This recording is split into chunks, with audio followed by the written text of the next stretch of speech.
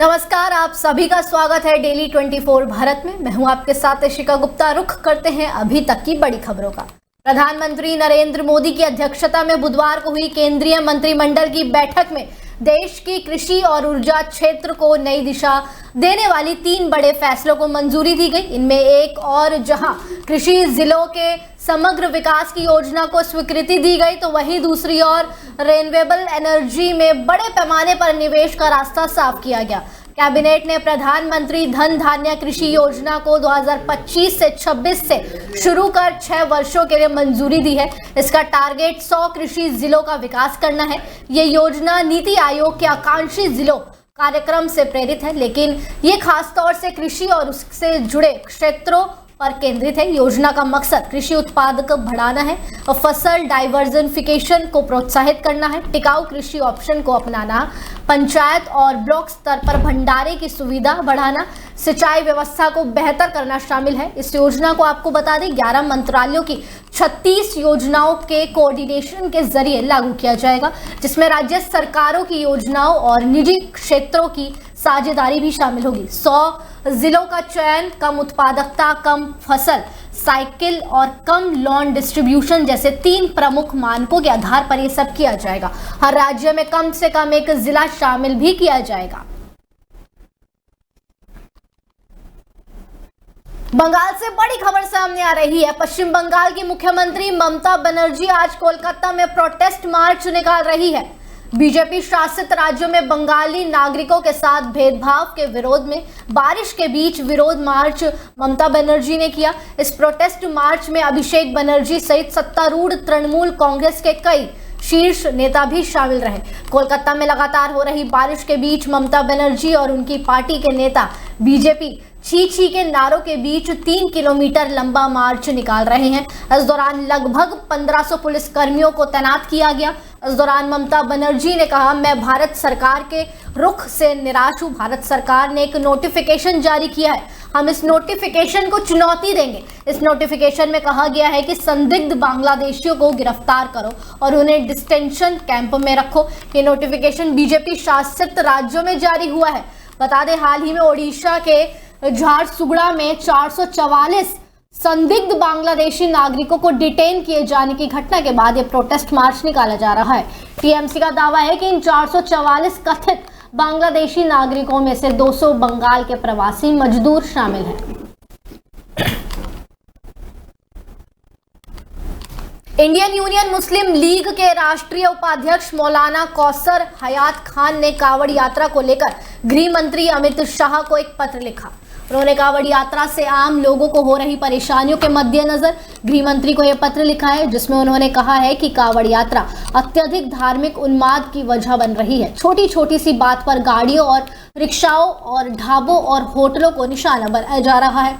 मौलाना कौसर हयात ने कहा कि पुलिस की मौजूदगी में कांवड़िए लोगों को निशाना बना रहे हैं। मौलाना कौसर हयात खान ने गृह मंत्री अमित शाह को भेजे लेटर में कहा कि कांवड़ यात्रा एक धार्मिक योजना है, परंतु इसको एक खास मानसिकता के तहत उत्पात आयोजन बना दिया गया है।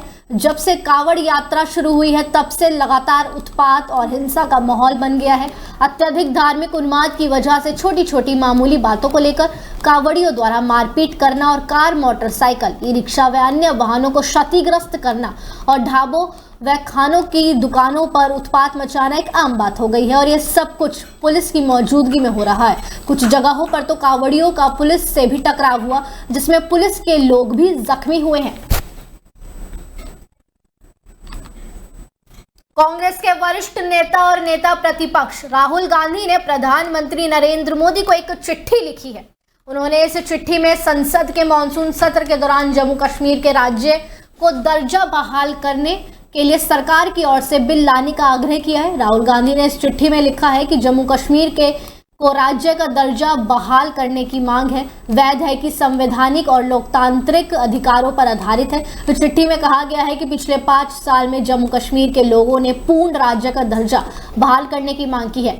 पूर्व में ऐसी कई उदाहरण हैं जब केंद्र शासित प्रदेशों को राज्य का दर्जा दिया गया। ऐसा पहली बार हुआ है जब किसी राज्य को केंद्र शासित प्रदेश में तब्दील किया गया है। हालांकि सूत्रों के मुताबिक केंद्र सरकार की संसद के मॉनसून सत्र में इस तरह कोई भी बिल लाने की योजना फिलहाल नहीं है। संसद का मानसून सत्र आपको बता दें इस बार 21 जुलाई से शुरू हो रहा है।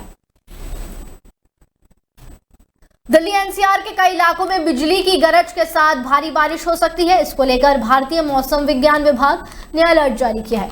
बदलते मौसम को देखते हुए दिल्ली से दूसरे शहर जाने वाले यात्रियों के लिए भी मुसीबत बन गई है। इसी तरह फ्लाइट से जाने वाले यात्रियों के लिए एयरलाइंस कंपनी ने एडवाइजरी जारी की है। आपको बता दें मौसम विभाग के मुताबिक मानसूनी बारिश कई इलाकों को प्रभावित करेगी, जिसमें कुछ स्थानों पर भारी से बहुत भारी बारिश की संभावना है।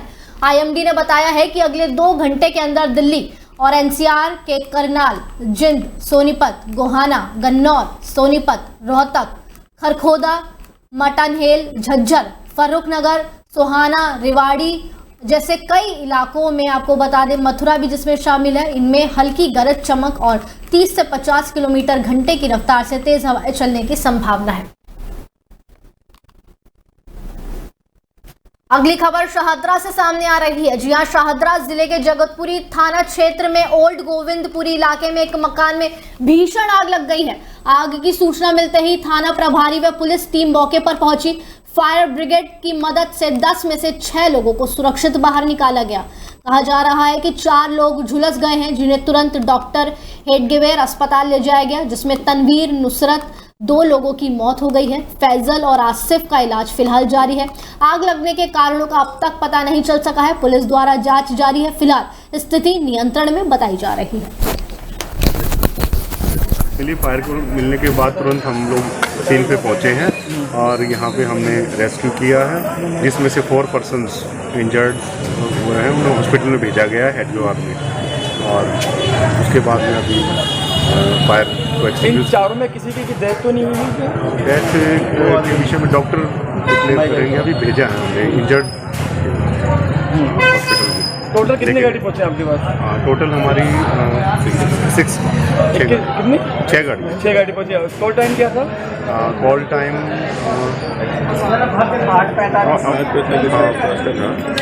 कॉल मिली हमने, हम एट वंस हमने अपना कैजुअलिटी कितनी है? 4 टोटल। चारों ठीक है या इंजर्ड है? वो इंजर्ड का वो आ रहा है। कोई बता रहे जिसमें 2 की मौत? हाँ, कुछ वो देखते हैं पता।